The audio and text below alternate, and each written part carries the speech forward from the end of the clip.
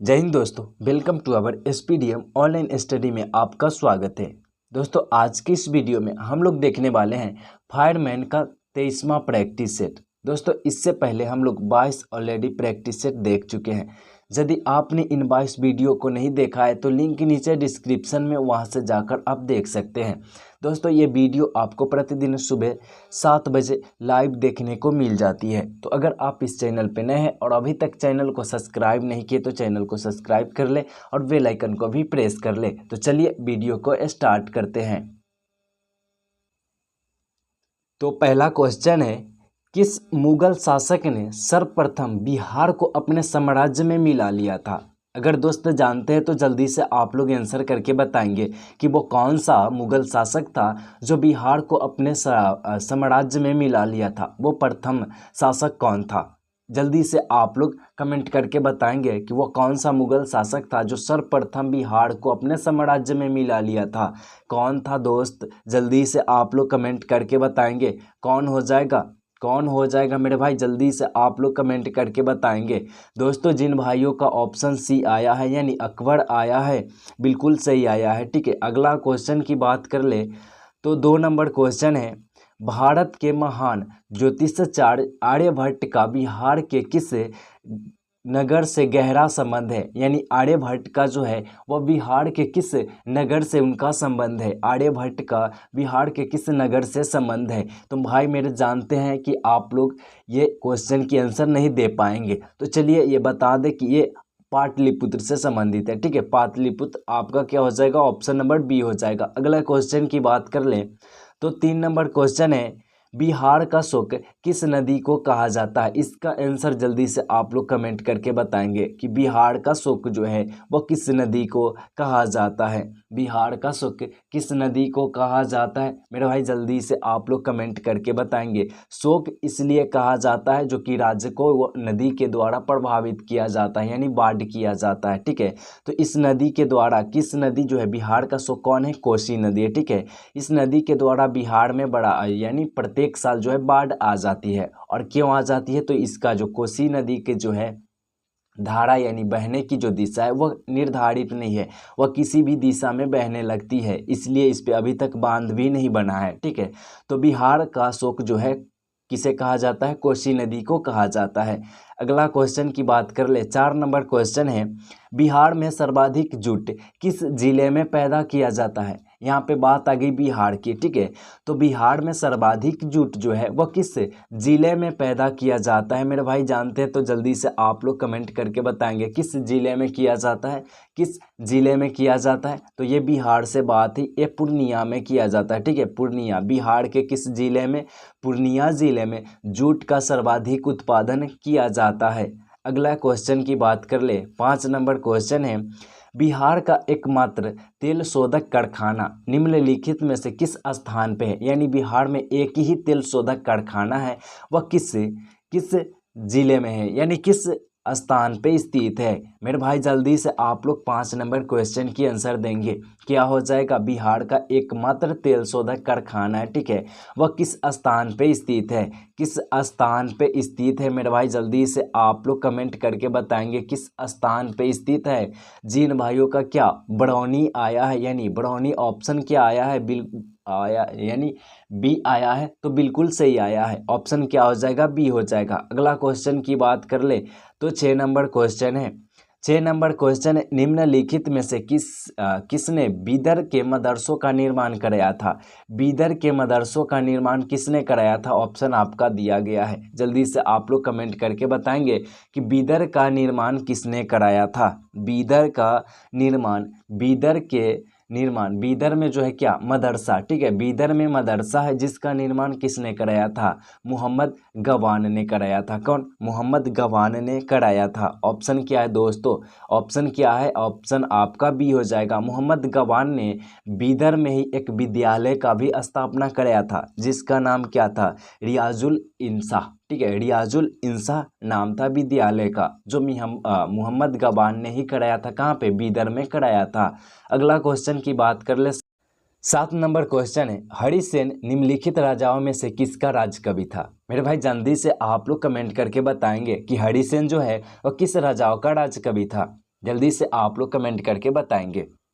हरिसेन किस राजाओं का राज कवि था मेरे भाई? जल्दी से आप लोग आंसर करके बताएंगे। दोस्तों ये हो जाएगा ऑप्शन नंबर बी, यानी समुद्रगुप्त का राजकवि था। ठीक है, हरिसेन किसका राजकवि था? तो समुद्रगुप्त का राजकवि था। दोस्तों समुद्रगुप्त को क्या कहा जाता है? भारत का नेपोलियन कहा जाता है। भारत का क्या कहा जाता है?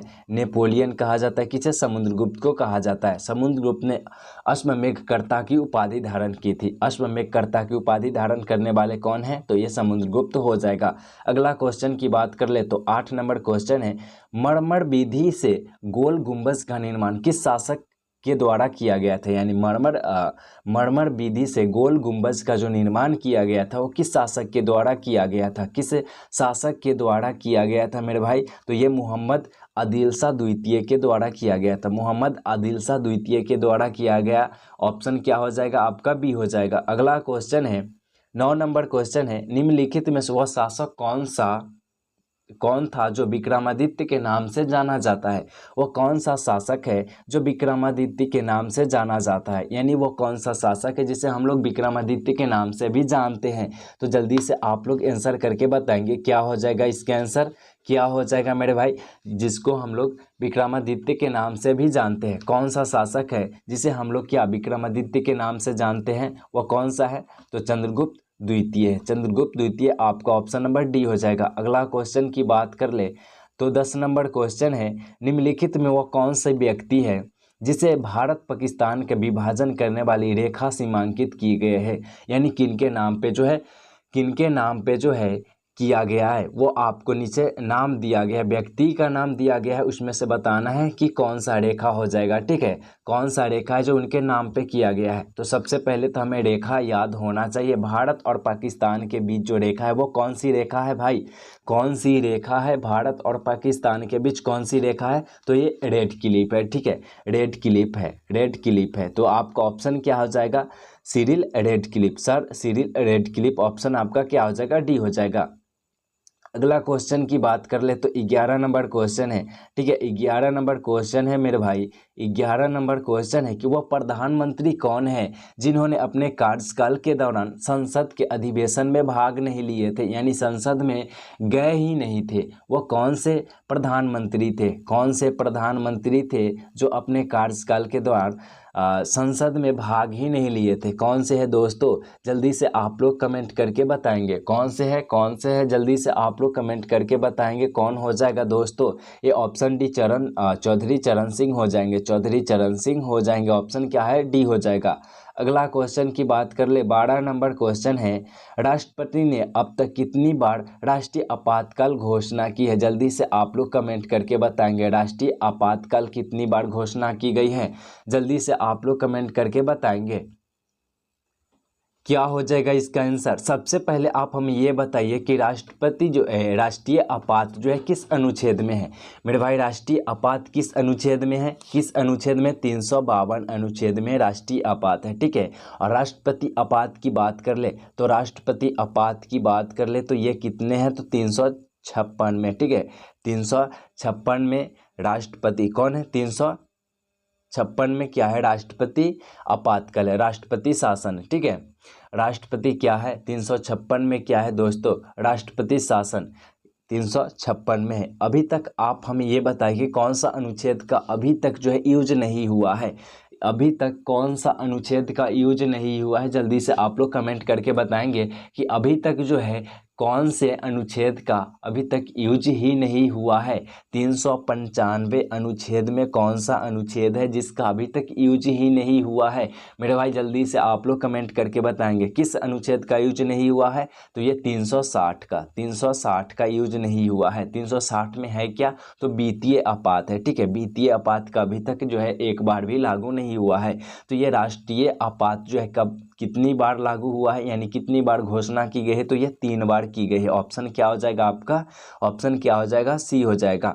अगला क्वेश्चन की बात कर ले तो अगला क्वेश्चन है, राष्ट्रपति की सेवा निवृत्ति आयु क्या है? राष्ट्रपति की सेवा की निवृत्ति आयु क्या है? यानी उनकी समाप्ति की आयु क्या है? राष्ट्रपति अपने पद पर कितने वर्षों तक रह सकते हैं? अपने कितने वर्ष तक वह राष्ट्रपति की शासन कर सकते हैं? व राष्ट्रपति के लिए कितनी आयु निर्धारित की गई है। ये आपसे पूछा जा रहा है कि राष्ट्रपति के लिए कितनी आयु निर्धारित की गई है। जल्दी से आप लोग कमेंट करके बताएंगे कितनी आयु होनी चाहिए राष्ट्रपति के निलंबित होने के लिए। राष्ट्रपति से निलंबित होने के लिए कितनी आयु होनी चाहिए मेरे भाई, जल्दी से आप लोग कमेंट करके बताएंगे। जल्दी से आप लोग कमेंट करके बताएंगे कितनी उम्र होना चाहिए मेरे भाई। राष्ट्रपति की निलंबित होने की कोई उम्र सीमा नहीं है। क्या कोई उम्र सीमा नहीं है? ऑप्शन आपका क्या हो जाएगा? ऑप्शन आपका क्या हो जाएगा? डी हो जाएगा, कोई सीमा नहीं है। अगला क्वेश्चन है 14 नंबर, यदि सरकार द्वारा राजनीति निर्देशक सिद्धांत को लागू नहीं किया जाता है तो एक नागरिक निम्नलिखित में से किसके पास जा सकती है? किसके पास जा सकती है मेरे भाई? सबसे पहले आप हमें ये बताइए कि राज्य के नीति निर्देशक सिद्धांत जो है वह कहाँ से ली गई है, किस देश के संविधान से ली गई है? तो ये आयरलैंड के संविधान से ली गई है। ठीक है, आयरलैंड के संविधान से ली गई है। अब हमें कमेंट करके बताएं आप लोग कि ये जो है राज्य के नीति निर्देशक सिद्धांत वो भाग कितने में है? भाग कितने में है मेरे भाई? जल्दी से आप लोग कमेंट करके बताएंगे कि राज्य के नीति निर्देशक सिद्धांत वो भाग किस में है? भाग किस में है मेरे भाई? जल्दी से आप लोग कमेंट करके बताएंगे कितने हैं। जल्दी से आप लोग कमेंट करके बताएंगे। जिन भाइयों का क्या आ रहा है दोस्तों, नीति निर्देशक किस में है? तो ये भाग 4 में। ठीक है, भाग किस में है? 4 में है। और ये कहाँ से लिया गया है? तो आयरलैंड के सिद्धांत से लिया गया है। दोस्तों इसमें क्या हो जाएगा? इनमें से कोई नहीं हो जाएगा। ठीक है, इसका आंसर क्या हो जाएगा? कोई नहीं होएगा। जब तक राज्य सरकार इसे लागू नहीं करता है तब तक ये नागरिक को प्राप्त नहीं होगा। ठीक है, जब तक ये राज्य सरकार नीति निर्देशक को लागू नहीं करता है तब तक ये नागरिक को प्राप्त नहीं होगा। जब तक क्या है कि राज्य सरकार इसे लागू कर देता है तो लागू करने के बाद ये नागरिक को प्राप्त होता है। ध्यान दीजिएगा, तो जब तक ये लागू ही नहीं करेगा राज्य सरकार तो नागरिक को प्राप्त ही नहीं होगा। तो वह किसके पास जाएगा? किसी के पास जाने की ज़रूरत ही नहीं पड़ेगी। अगला क्वेश्चन की बात कर ले। 15 नंबर क्वेश्चन है कि निम्नलिखित में कौन सा व्यक्ति संविधान सभा का संवैधानिक सलाहकार था? संवैधानिक सलाहकार या संविधान सभा का संवैधानिक सलाहकार कौन था? संविधान सभा का संवैधानिक सलाहकार कौन था मेरे भाई? जल्दी से आप लोग कमेंट करके बताएंगे क्या हो जाएगा इसका आंसर। 15 नंबर क्वेश्चन की क्या आंसर हो जाएगी? जल्दी से आप लोग आंसर करके बताएंगे क्या हो जाएगी आंसर मेरे भाई। जल्दी से आप लोग कमेंट करके बताएंगे क्या हो जाएगी आंसर। ये BN राव हो जाएगा। ठीक है, सर BN राव हो जाएगा। ऑप्शन क्या है? सी हो जाएगी। अगला क्वेश्चन की बात कर ले तो 16 नंबर क्वेश्चन है, निम्नलिखित में से किस क्षेत्र में मध्यरात्रि सूर्य को देखा जा सकता है? मध्यरात्रि सूर्य को देखा जा सकता है किस क्षेत्र में? सबसे पहले आप हमें बताइए कि किस क्षेत्र में हम लोग मध्यरात्रि सूर्य को देखेंगे।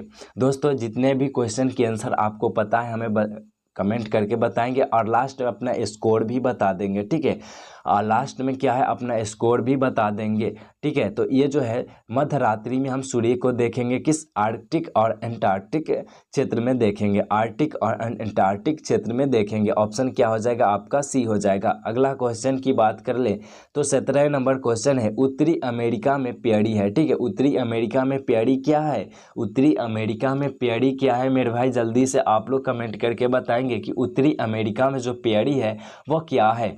वो फिर क्या है? उत्तरी अमेरिका में पेड़ी क्या है मेरे भाई? जल्दी से आप लोग कमेंट करके बताएंगे। उत्तरी अमेरिका में जो पेड़ी है वो क्या है? शीतोष्ण घास का मैदान है। ठीक है, शीतोष्ण घास का क्या है?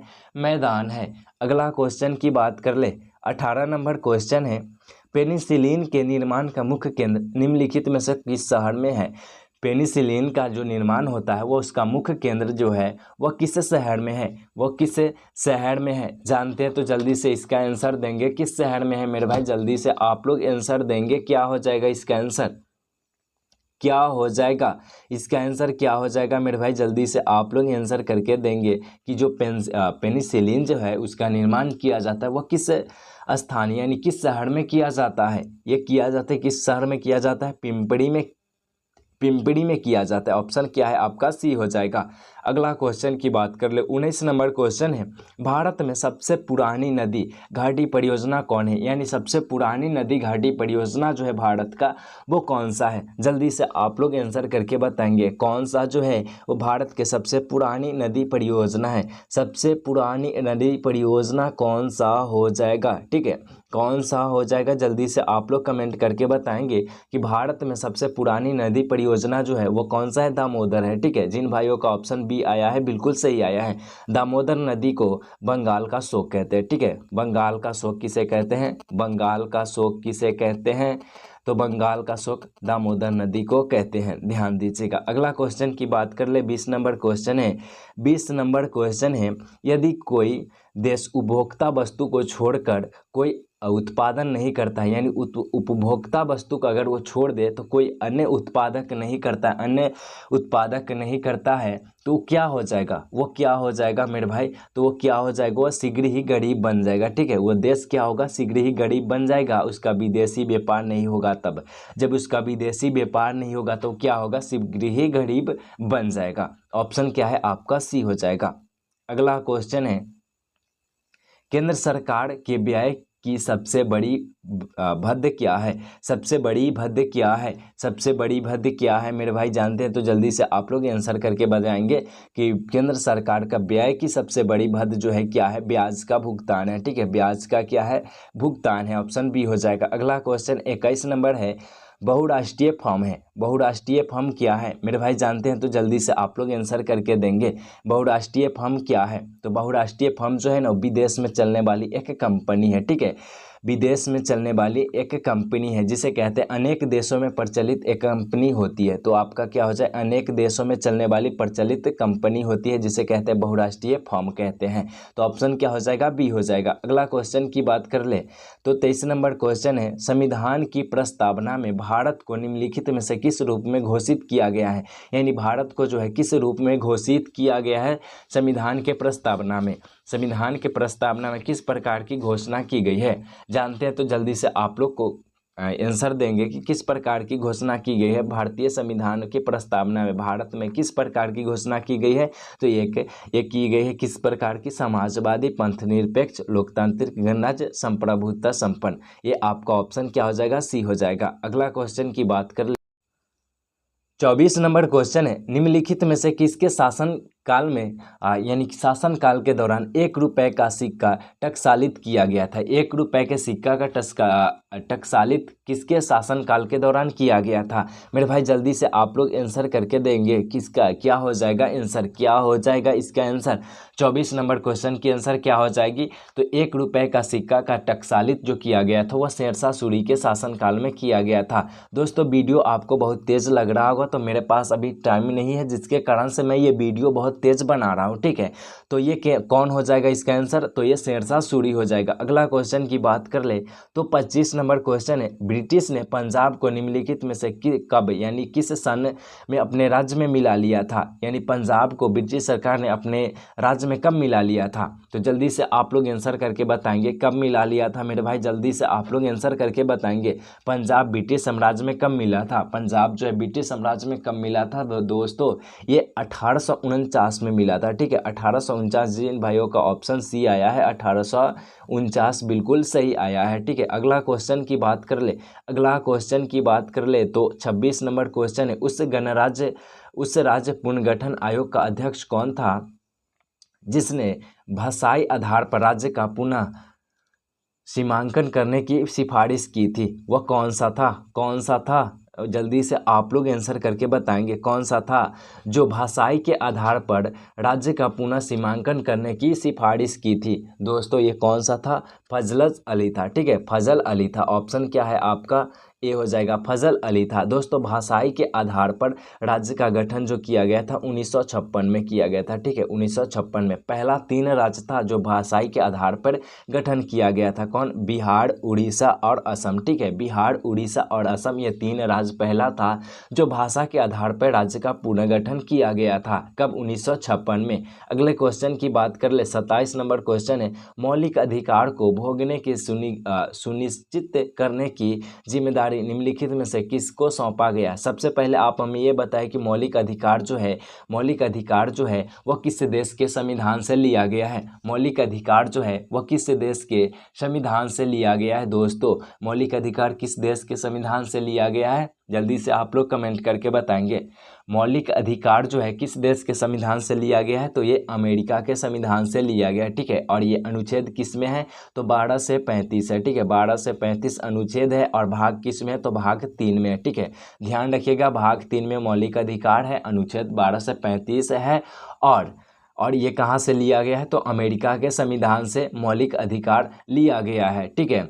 तो ये जो है कहाँ किसको सौंपा गया है, तो ये उच्च न्यायालय और उच्चतम न्यायालय को सौंपा गया है, ठीक है। उच्च न्यायालय और उच्चतम न्यायालय को सौंपा गया है, तो इसमें क्या है, उपरोक्त दोनों हो जाएगा, ठीक है। ऊपर उपरोक्त क्या है, ए और बी दोनों हो जाएगा। अगला क्वेश्चन की बात कर ले तो 28 नंबर क्वेश्चन है, मुगल शासकों की दरबारी भाषा थी, यानी मुगल शासकों की दरबारी भाषा क्या थी। जल्दी से आप लोग कमेंट करके बताएंगे कि मुगल शासकों की दरबारी भाषा जो थी क्या थी, दरबारी भाषा क्या थी मेरे भाई। जल्दी से आप लोग आंसर करके बताएंगे क्या थी मुगलों की दरबारी भाषा, क्या थी, तो ये फारसी थी, ठीक है। क्या थी, मुगलों की दरबारी भाषा क्या थी मेरे भाई। जल्दी से आप लोग कमेंट करके बताएंगे क्या थी, मुगलों की दरबारी भाषा क्या थी, फारसी थी। ऑप्शन आपका क्या हो जाएगा, सी हो जाएगा। ऑप्शन आपका क्या हो जाएगा, सी हो जाएगा, फारसी थी। अगला क्वेश्चन की बात कर ले तो 29 नंबर क्वेश्चन है, भारत के पहले केंद्रीय विधानमंडल के अध्यक्ष कौन थे।